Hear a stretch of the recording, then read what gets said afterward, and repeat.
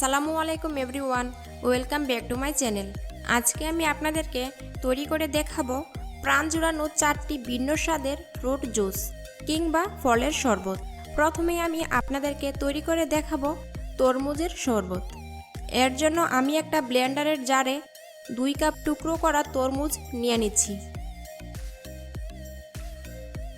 সাথে 1/4 চা চামচ বিট লবণ।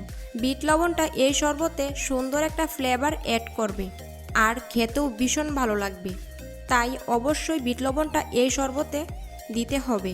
দিচ্ছি 1.5 টেবিল চামচ চিনি। তরমুজ যেহেতু একটু মিষ্টি থাকে তাই আমি 1.5 টেবিল চামচ দিয়েছি, আপনারা আপনাদের স্বাদ মতো অ্যাড করবেন। এবার ঢাকনাটা লাগিয়ে দিয়ে ব্লেন্ড করে নিব। ব্লেন্ড করে নেওয়ার পর একটা গ্লাসে ঢেলে নিচ্ছি। আপনারা চাইলে ছাঁকনি দিয়েও ছেঁকে নিতে পারেন। তো এটাকে সরিয়ে নিচ্ছি। এবার তৈরি করব মিক্সড ফ্রুট জুস। আমি এখানে আঙুর, চেরি, তরমুজ, আপেল নিয়েছি। এখানে প্রায় 1 কাপের মতো আছে। আপনারা আপনাদের পছন্দের যে কোনো ফলই নিতে পারবেন।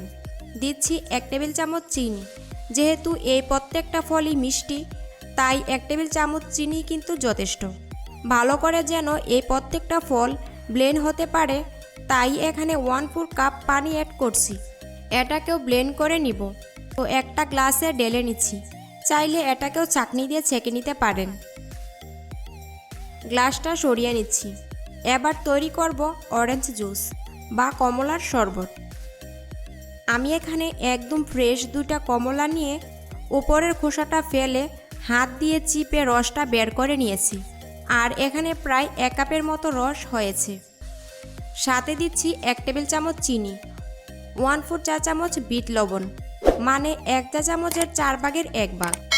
আর এটাকেও একটু ব্লেন্ড করে নিচ্ছি। এই শরবতের গ্লাসটাকেও আমি একটা সাইডে রেখে দিচ্ছি। অন্য আরেকটা গ্লাস নিয়ে নিচ্ছি। এবার যে শরবতটা বানাবো এটা আর ব্লেন্ড করতে হবে না, তাই সরাসরি গ্লাসেই নিয়ে নিব। আমি এখানে আদা আর পুদিনা পাতার রস নিয়েছি, আর 2টা মিলিয়ে 1.5 চা চামচের মতো আছে। সাথে 1 টেবিল চামচ লেবুর রস,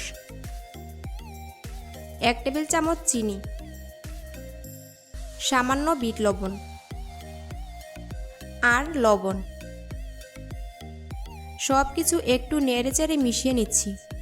এখন দিচ্ছি 200 ml ঠান্ডা পানি।